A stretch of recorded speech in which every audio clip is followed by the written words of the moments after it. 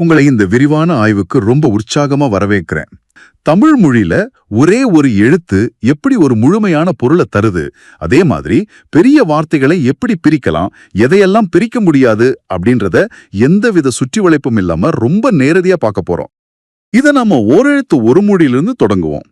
இப்போ ஈ, பூ, கை இந்த மாதிரி எழுத்துக்களை நாம் தினமும் பயன்படுத்துறோம். கண்டிப்பா. ஒரே ஒரு எழுத்து ஒரு முழு பொருளை தருவது எனக்கு ரொம்ப ஆச்சரியமா இருக்கு.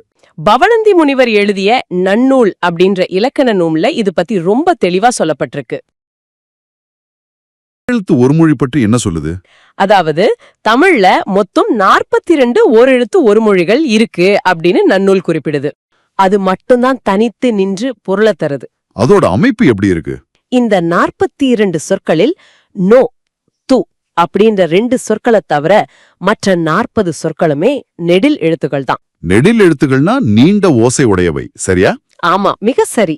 மற்ற எழுத்துக்கள் தனித்து நின்று பொருளை தருவதில்லை. இப்போ ஓரெழுத்து ஒரு மொழியை பற்றி பார்த்தோம். அடுத்து இந்த ஒற்றை எழுத்துக்கள் இணைந்து பல எழுத்துக்கள் கொண்ட சொற்களா மாறுது இல்லையா? ஆமா, மாறுது. அப்படிப்பட்ட சொற்களை எப்படி சிறு சிறு உறுப்புகளாக பிரிப்பது அப்படின்னு நம்ம பார்க்கலாம். சரி, அப்படி சிறு சிறு உறுப்புகளாக பிரிக்கக்கூடிய சொற்களை இலக்கணத்துல பகுபதங்கள் அப்படின்னு குறிப்பிடுவாங்க. பகுபதம், அதாவது பிரிக்கக்கூடிய சொல் அப்படிங்கறதால பகுபதம் அப்படின்னு பேர் வந்துச்சா? ஆமா, அடிப்படையில் இதுல 2 வகைகள் இருக்கு. ஒன்று பெயர் பகுபதம், மற்றொன்று வினை பகுபதம். பெயர் பகுபதம் அப்படின்னா பெயர் சொற்களை பிரிப்பது அப்படின்னு நான் ஊகிக்கிறேன். கரெக்ட். இதுல மொத்தம் எத்தனை வகை இருக்கு? பெயர் பகுபதம் 6 வகைப்படும். பொருள், இடம், காலம், சினை, பண்பு, தொழில் அப்படின்னு அதை பிரிப்பாங்க. நாம ஒவ்வொன்றையும் கொஞ்சம் பாத்துருவோம். முதலில் பொருளுக்கு ஒரு உதாரணம் சொல்லுங்க. பொன்னன். இதுல பொன் அப்படிங்கிறது ஒரு பொருளை குறிக்கும் சொல். சரி, அடுத்து இடத்திற்கு என்ன உதாரணம் சொல்லலாம்? நாடன். இதுல நாடு என்பது இடத்தை குறிக்குது. நாட்டைச் சேர்ந்தவன் நாடன். புரிஞ்சுது. காலம் அப்படின்ற வகைக்கு எப்படி ஒரு சொல் அமையும்? அதுக்கு சித்திரையான் அப்படின்ற சொல்ல எடுத்துக்கலாம். சித்திரை மாதத்தில் பிறந்தவன் அப்படின்னு அர்த்தம். சித்திரை என்பது காலத்தை குறிக்குது. ஓஹோ. அடுத்து சினை. சினை அப்படின்னா ஒரு முழுமையான பொருளின் உறுப்பு அப்படின்னு நான் படிச்சிருக்கேன். ஆமா, ரொம்ப சரியா சொன்னீங்க. இதுக்கு உதாரணம் கண்ணன். கண் என்பது மனித உடலோட ஒரு உறுப்பு, அதாவது சினை. கண்களை உடையவன் கண்ணன். சரி, அடுத்து பண்பு அல்லது குணத்திற்கு என்ன உதாரணம்? இனியன். இனிமை என்ற பண்பை கொண்டவன். கடைசியா தொழில் அப்படின்ற வகைக்கு உழவன். உழவு என்ற தொழிலை செய்பவன். இவை எல்லாமே பெயர் சொற்கள் தான். இதை நாம சிறு உறுப்புகளாக பிரிக்கலாம். இப்போ பெயர் சொற்களை பிரிப்பதை பார்த்துட்டோம். அடுத்து வினை பகுபதம் அப்படின்னா ஒரு செயலை குறிக்கும் சொல்லை பிரிப்பது தானே? ஆமா, பகுபதமாக அமையும் வினை சொல் வினை பகுபதம் அப்படின்னு சொல்றோம். உதாரணத்துக்கு உண்கின்றான் என்ற சொல்ல எடுத்துக்கலாம். இதுல உன் அப்படின்றது செயல், சரியா? ஆமா. இப்போ பெயரையும் வினையும் பிரிச்சிட்டோம். ஆனா இப்படி ஒரு சொல்ல பிரிக்கும் போது கிடைக்கும் அந்த சிறு உறுப்புகளுக்கு இலக்கணத்துல என்ன பேர் வச்சிருக்காங்க? அந்த உறுப்புகளை பகுபத உறுப்புகள் அப்படின்னு அழைப்பாங்க. இதுல மொத்தம் எத்தனை உறுப்புகள் இருக்கு? மொத்தம் 6 பகுபத உறுப்புகள் இருக்கு. அந்த 6 உறுப்புகளையும் அவை சொல்லில் எந்த இடத்துல வருது அப்படிங்கறத வச்சு நாம பார்க்கலாம். முதலில் வருவது என்ன? முதல் உறுப்பு பகுதி. இது சொல்லின் முதல்ல அமைந்து முதன்மையான பொருளை தரும்.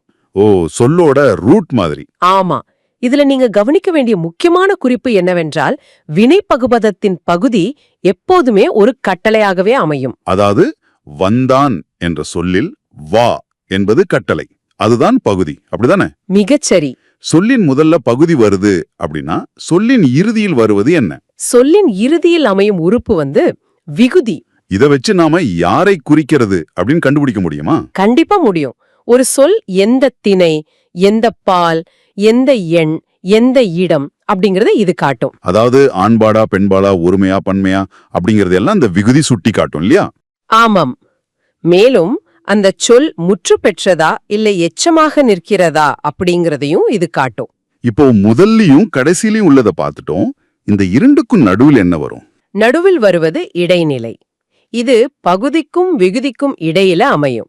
இதோட வேலை என்ன? இது காலத்தை காட்டுமா? ஆமா, இது அந்த சொல்லின் காலத்தை காட்டும் அல்லது எதிர்மறையான பொருளை காட்டும். ஓஹோ, இதுவரை பகுதி, விகுதி, இடைநிலை அப்படின்னு 3 உறுப்புகளை பார்த்துட்டோம். இன்னும் 3 இருக்குதே. 4வது உறுப்பு சந்தி. இது பெரும்பாலும் பகுதிக்கும் இடைநிலைக்கும் இடையே வரும் ஒரு மெய்யெழுத்து. சந்தி அப்படின்னா இணைப்பது, பகுதியையும் இடைநிலையையும் இணைக்க இது பயன்படுதா? ஆமா, சொற்களை உச்சரிக்க எளிதாக இருக்க வேண்டும் அப்படிங்கிறதுக்காக மெய்யெழுத்துகள் இடையில சேரும். சரி, 5வது உறுப்பு எது? 5வது சாரியை. இது பெரும்பாலும் இடைநிலைக்கும் விகுதிக்கும் இடையே வரும் ஒரு அசைச்சொல். அசைச்சொல் அப்படின்னா அதுக்கு தனிப்பொருள் கிடையாதா? பின்னையா அது சொல்லுக்குள் வரணும்? அதுக்கு தனிப்பொருள் கிடையாதுதான். ஆனா ஓசை நயத்திற்காகவும் சொல்லின் உறுப்புகளை சீராக சேர்த்து ஒலிப்பதற்காகவும் இது இடையில வருது. இறுதியான 6வது உறுப்பு என்ன? 6வது விகாரம்.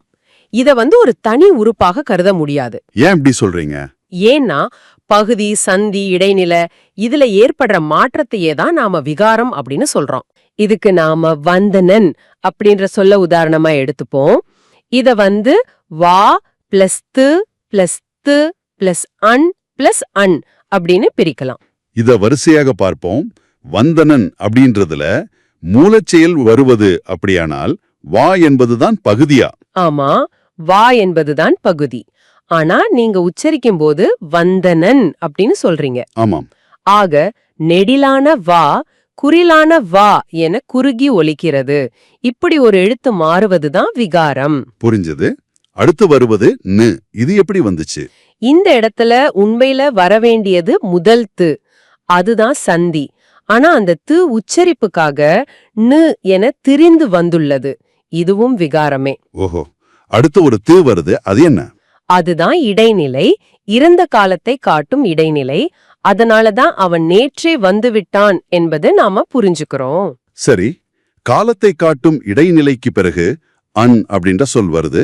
அதுல முதல் அன் என்பது சாரியை. சொல்லின் ஓசையை இணைக்க வரும் வெறும் அசைச்சொல். கடைசியா மீண்டும் ஒரு அன் வருது. அதுதான் சொல்லின் முடிவா? ஆமா, அது பால் வினைமுற்று விகுதி. அன் அப்படின்னு முடிவதால இதை ஒரு ஆண் செய்தான் என்றும் செயல் முடிந்துவிட்டது என்றும் நாம நேரடியாக அறிய முடியுது. இப்போ எனக்கு ஒரு கேள்வி. சொல்லுங்க. நாம பயன்படுத்துற எல்லா சொற்களையும் இப்படி 6 உறுப்புகளா பிரிச்சிட முடியுமா? பிரிக்க முடியாத சொற்கள் எதுவும் மொழியில இல்லையா? நிச்சயமா இருக்கு. எல்லா சொற்களையும் பிரிக்க முடியாது. அப்படி பிரிக்க முடியாத சொற்களை இலக்கணத்துல பகாபதம் அப்படின்னு அழைப்பாங்க. பகுபதம் அப்படின்னா பிரிக்க கூடியது, பகாபதம்னா பிரிக்க முடியாதது. இந்த பகாபதம் இப்படிப்பட்ட சொற்களா இருக்கும். இவை ஒரு சொல்லின் அடிப்படை வடிவம், அதாவது அடிச்சொல் அல்லது வேர் சொல்லாக இருக்கும். இத மேலும் சிறு உறுப்புகளா பிரிச்சா பொருள் தராதா? பிரிச்சா எந்த பொருளும் தராது. பகாபதம் எத்தனை வகையாக பிரிக்கப்பட்டிருக்கு? பகாபதம் 4 வகைப்படும். பெயர் பகாபதம், வினை பகாபதம், இடைப்பகாபதம், உரிப்பகாபதம். ரொம்ப நேரடியா இருக்கு. பெயர் பகாபதத்திற்கு உதாரணங்கள் என்ன? நிலம், நீர், நெருப்பு, காற்று. இந்த சொற்களை நாம மேலும் பிரிக்க முடியாது. பிரித்தால் பொருளும் இருக்காது. வினைப்பகாபதம் அப்படின்னா பிரிக்க முடியாத செயல் சொற்கள், சரியா? ஆமா, நட, வா, படி, வாழ் போன்றவை வினைப்பகாபதம். இவை கட்டளை சொற்களாக இருக்கிறத நீங்க கவனிக்கலாம். சரி, இடைப்பகாபதம் மற்றும் உரிப்பகாபதம் பற்றி சொல்லுங்க. அது எங்கு பயன்படும்? மண், கொல், தில், போல் போன்றவை இடைப்பகாபதம். இது சொற்களுக்கு இடையில் வரும். உரிப்பகாபதம் ஒரு, தவ, நனி, கழி போன்றவை உரிப்பகாபதமாகும். இவையும் பிரிக்க முடியாத அடிப்படை சொற்கள் தான். இதுவரைக்கும் சொற்களை பிரிப்பதையும் பிரிக்க முடியாத சொற்களையும் பற்றி நிறைய இலக்கண விதிகளை பார்த்தோம். ஆமா, உங்களுக்காக ஒரு சிறப்பு பகுதியை திட்டமிட்டுள்ளோம். சரி, ஆரம்பிக்கலாம். நன்னூல் குறிப்பிடும் ஓரெழுத்து ஒரு மொழிகளை நான் கேட்க, நிபுணர் அதற்கான பொருளை கூறுவார். நீங்க இதை கவனமாக கேட்டு மனப்பாடம் செய்து கொள்ளலாம். நிபுணரே, நீங்கள் தயாரா? நான் தயார். தொடங்கலாம். ஆ. பசு. ஈ. கொடு. இறைச்சி. ஏ. அம்பு. ஐ. தலைவன். ஓ. மதகு நீர் தாங்கும் பலகை. கா. சோலை. கு. பூமி. கை. ஒழுக்கம். கோ. அரசன். சா. இறந்து போ. சி. இகழ்ச்சி. சே. உயர்வு. சோ. மதில். தா. கொடு. டி. நெருப்பு. து. தூய்மை. தே. கடவுள். தை. தைத்தல். நா. நாவு. நீ. முன்னிலை ஒருமை. நே. அன்பு. நை. இழிவு. நோ. வறுமை. பா. பாடல். பூ. மலர். பே. மேகம். பை. இளமை. போ. செல். மா. மாமரம். மீ. வான். மூ. மூப்பு, மே, அன்பு, மை, அஞ்சனம், மோத்தல், யா, அகலம், வா, அழைத்தல், we, Malar, why, pull, வௌ. Cover. மிக சிறப்பான வினாவிடை பகுதி. ஒற்றை எழுத்தில் தொடங்கும் மொழியின் ஆழம், சொல்லின் காலத்தையும் திணையையும் ஒருங்கே காட்டும் பகுபதத்தின் 6 உறுப்புகள் மற்றும் மொழியின் வேறாக நிற்கும் பிரிக்க முடியாத பகாப்பதம் என அனைத்தையும் மிகச் சுருக்கமாகவும் நேரடியாகவும் இன்று நாம் அலசியிருக்கோம். இது ஒரு பரந்த கண்ணோட்டத்தோட நாம இணைத்து பார்த்தா, பல 100 ஆண்டுகளுக்கு முன்பு எழுதப்பட்ட நன்னூல் இன்றும் நம் மொழியின் அடிப்படை இலக்கணமாக பொருந்தது அப்படின்னா, எழுத்துகளுக்கும் சொற்களுக்கும் இடையே உள்ள இந்த அறிவியல் பூர்வமான கட்டமைப்பு எப்போதிருந்து தமிழின் மரபாக மாறியிருக்க வேண்டும்? ரொம்ப ஆழமான சிந்தனை. ஆமா, இது சிந்திக்க வேண்டிய ஒரு முக்கியமான கேள்வி. கண்டிப்பா. நீங்க பேசும் ஒவ்வொரு சொல்லுக்கும் பின்னாலும் பல நூற்றாண்டுகளின் இலக்கண வரலாறு ஒளிந்திருக்கிறது என்பதை அடுத்த முறை நீங்க பேசும்போது நினைவில் வச்சுக்கோங்க. இந்த தகவல்கள் அனைத்தும் உங்களுக்கு மிகவும் பயனுள்ளதாக இருந்திருக்கும் அப்படின்னு நம்புறேன். எனக்கும் இதுல கலந்துகிட்டது ரொம்ப மகிழ்ச்சியா இருக்கு. மேலும் பல தகவல்களை நீங்களும் தேடிப் படியுங்கள். உங்களுடன் இணைந்து இந்த பாடத்தை பகுப்பாய்வு செய்ததில் மகிழ்ச்சி. இந்த விரிவான ஆய்வில் இணைந்ததற்கு நன்றி.